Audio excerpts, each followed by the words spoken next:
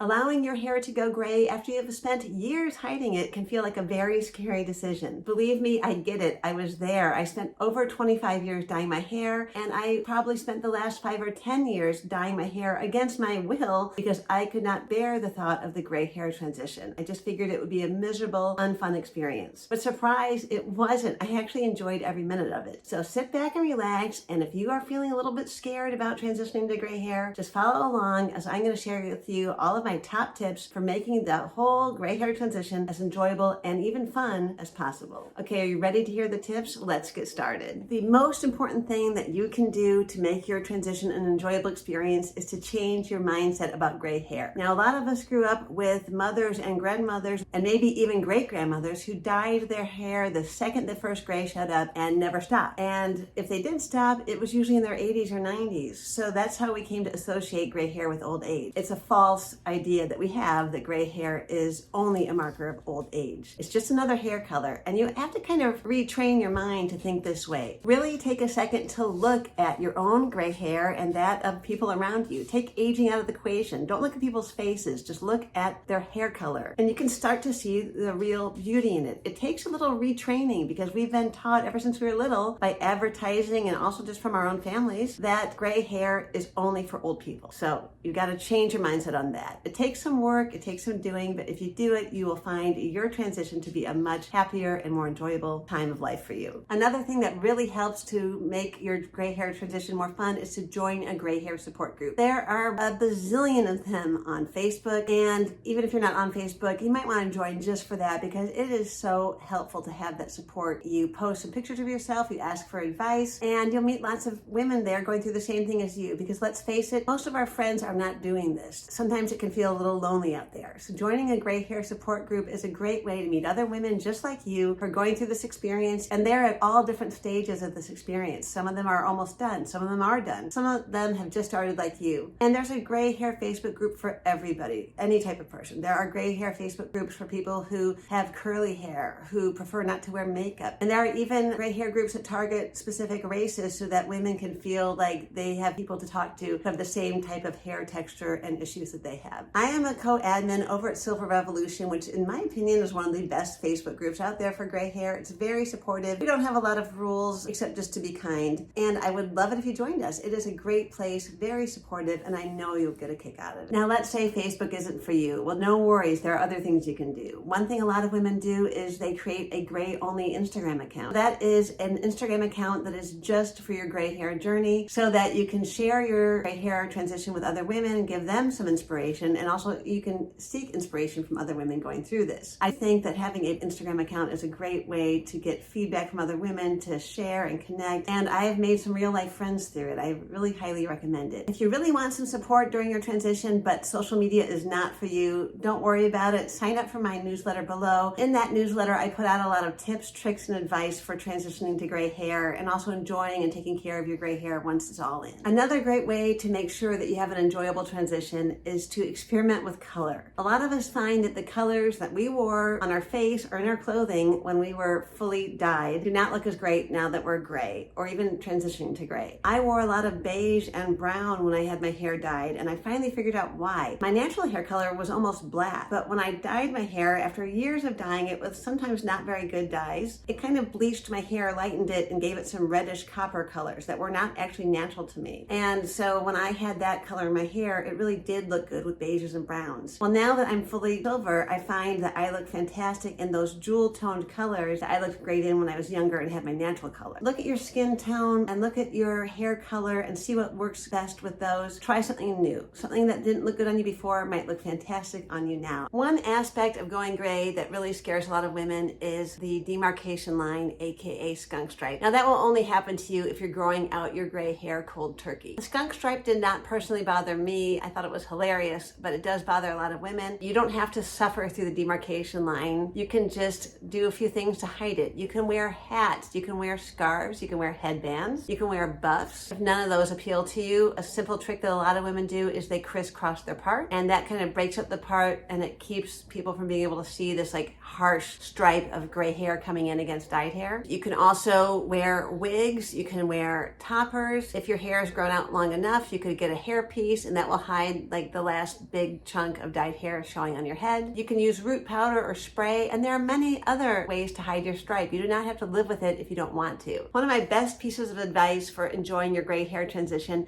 is to adopt a, pardon me, screw it attitude. In other words, just say screw it and have a good time. You're going outside with hair that looks a little nuts. Maybe it's multicolored while you're growing out your gray. Who cares? Just go for it. It helps to not let things get to you, because let's face it, it's hard to go gray in our society that always has told us since we were kids that it's a bad thing. It's hard to go gray when a lot of us don't have friends in actual life who are doing it. And it's hard to go gray if you have an unsupportive family. So if any of those things are true, it helps if you let hurtful comments or rude advice just slide off of you like water off of a duck's back. If you can adopt that attitude, it will really, really help you enjoy this transition so much more. It's hard and it takes some confidence, but it's like a muscle. You have to work on it, and if you get good at it, it will make life so much easier for you. If you're up for it, it is fun to take selfies of your gray hair transition, even if it's a really short one, even if you're getting your hair cut short into a pixie and you're just growing it out again, or whether you're doing a long one like I did, 2.5 years growing out my gray hair. It's fun to track your progress. It's like a science experiment on your head, and it's fun to see how it changes the way you look. So I highly recommend that you take pictures along the way and document it and save them somewhere safe, because you're going to want to look at them again in the future. I'll put a link in the description box below the video with some not too expensive photography equipment if you're interested in taking selfies. And there are also some apps that are good to have, like Pic Collage. It helps you make little collages of your transition. Before we move on, I just want to ask you, what have you done to make your gray hair transition more enjoyable? Everybody wants to know, so please comment below, because we all need support, we all need help, and for those women just starting their gray hair transition, it helps to hear from other women just like you what they can do to have a great time going gray. So please do drop down to the comment section right now and just drop a little tip for these women so that we can all benefit from it. Thank you so much. Another great way to enjoy your gray hair transition is to follow other silver hair influencers, because these women can teach you a lot. Check out Jolie Campbell from Quicksilver Hair. She knows everything about the science of gray hair. I follow her advice. We are good friends now,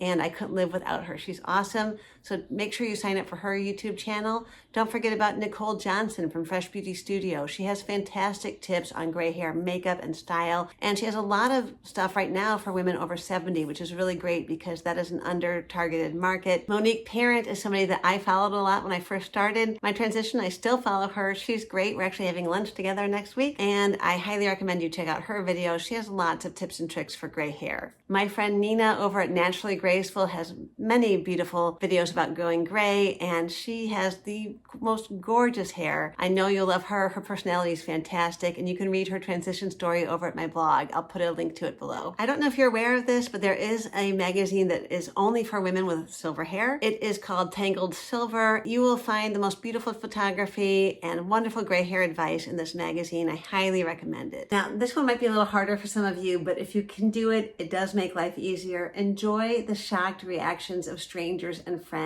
when you're going gray. One time I was at a coffee shop in LA, the Coffee Bean and Tea Leaf, I think, and I had my hair growing out. I had about this much of a skunk stripe, and the rest was all different colors of my dye that was fading. I had dark black, I had light brown, and warm copper colors. My hair grew out in stripes because I had alternated having salon dyes and box dyes. So my hair did not look so good, but at that point I was like, whatever. People walk around with rainbow hair. Why can't I walk around with calico cat hair? So anyway, I was at the Coffee Bean and Tea Leaf, and a man started staring at my roots, and he was staring at them so hard that he walked into a table and almost knocked it over. And it was hilarious. Like, I could have been offended. If you choose to get a kick out of it or find it funny, life will go so much smoother for you, and you can enjoy your transition that much more. Now, speaking of not getting offended, maybe it's good to not even put yourself in that position in the first place. In other words, try to avoid rude or negative people when you're transitioning. You do not need the added pressure of an aunt or a good friend telling you that you need to dye your hair, or that your hair looks bad, or that you look old, or whatever horrible thing they're going to say to you. You do not need that. Give them maybe a couple warnings if they keep it up, and then maybe you just need to take a break from that friendship or that family member.